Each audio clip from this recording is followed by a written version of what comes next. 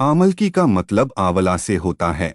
पद्म पुराण के अनुसार आंवले का वृक्ष भगवान विष्णु का प्रिय माना जाता है। ऐसी भी मान्यता है कि इस वृक्ष में श्री हरि और माता लक्ष्मी का वास होता है, जिस वजह से आमलकी एकादशी के दिन आंवले के वृक्ष के नीचे बैठकर भगवान विष्णु का पूजन किया जाता है। इस दिन आंवले का उपटन लगाने, आंवले के जल से स्नान करने, आंवला पूजन करने, आंवले का भोजन करने और आंवले का दान करने की सलाह दी जाती है।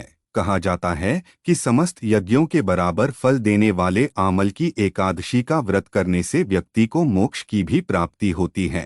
पूजा विधि: इस दिन सुबह उठकर स्नान कर भगवान विष्णु का ध्यान करते हुए व्रत करने का संकल्प लें। श्री हरि की पूजा करें, उनके समक्ष घी का दीपक जलाएं, विष्णु सहस्रनाम का पाठ करें।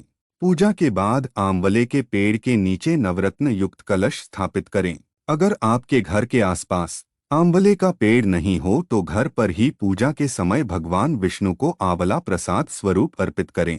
आंवले के पेड़ का या घर पर भगवान विष्णु का धूप, दीप, रोली, चंदन, अक्षत, फूल आदि से पूजन करें। पूजन के बाद किसी जरूरतमंद व्यक्ति या ब्राह्मण को भोजन कराएं।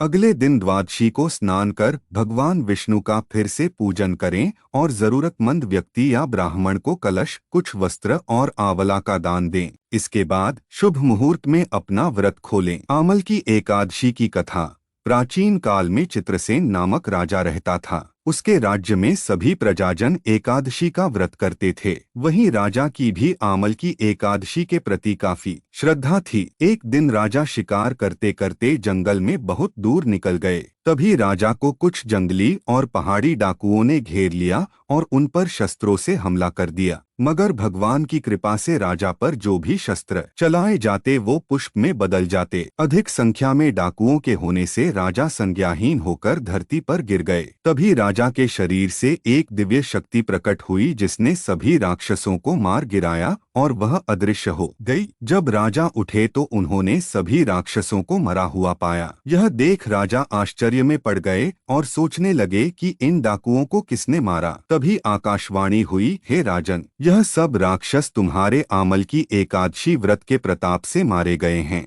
तुम्हारे शरीर से उत्पन्न आमल की एकादशी की वैष्णवी शक्ति ने इनका संहार किया है। यह सुनकर राजा प्रसन्न हुआ और वापस लौटकर उन्होंने राज्य में सबको एकादशी का महत्व बतलाया।